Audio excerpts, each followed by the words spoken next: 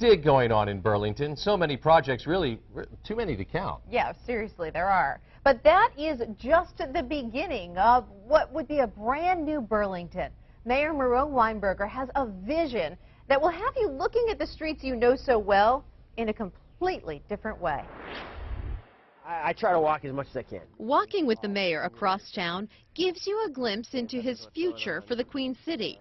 And walking is at the heart of it all. Well, walking and a whole lot of construction. There is certainly a long way to go before that vision is realized. That vision is pretty straightforward, but also pretty complicated. In the simplest terms, the mayor wants to connect downtown to the waterfront and the waterfront to downtown and fix up both areas in the process.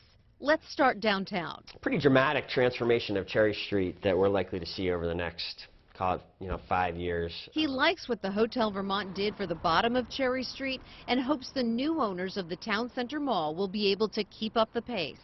As for what he wants the city to do, well, get the buses off the street and put them around the corner in a brand new $10 million home. The concept is to move most of that facility onto this public right-of-way here on this stretch of St. Paul Street. By clearing out the buses, cleaning up sidewalks, and adding more lighting, Cherry Street would be more walkable. And if you can walk to the end of Cherry Street, why stop there? Long term, if there's some way we could find a way to connect over the bank down to the waterfront, maybe some, like you see a lot of hillside cities, an elevator or a funicular of some sort. Funicular?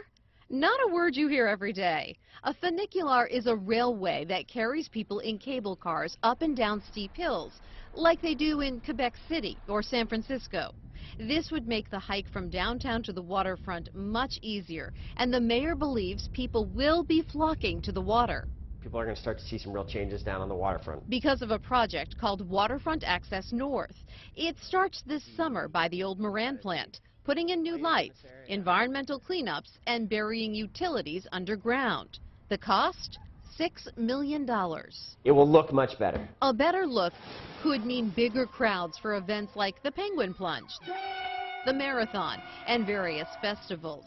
But style only goes so far. The mayor admits that real change is part of the climb. Well, the new Moran plant is a big, complicated project. The old coal-fired power plant closed almost 30 years ago.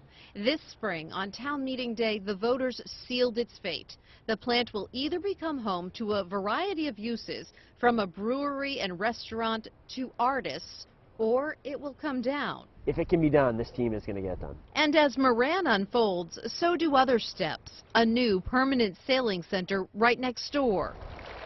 And in the water, a new Burlington Harbor Marina with 120 boat slips and a floating breakwater. It's a lot of strides over a lot of years, but the mayor believes it's all part of his march toward the future. After decades of people fleeing kind of downtown areas, one of the very positive things I think that's been going on across the country in the last couple decades is that people want to live in authentic, walkable, environmentally sustainable downtowns. Now, a lot of the construction we're talking about will happen, but slowly. It takes years from concept to completion for new buildings. And a funicular?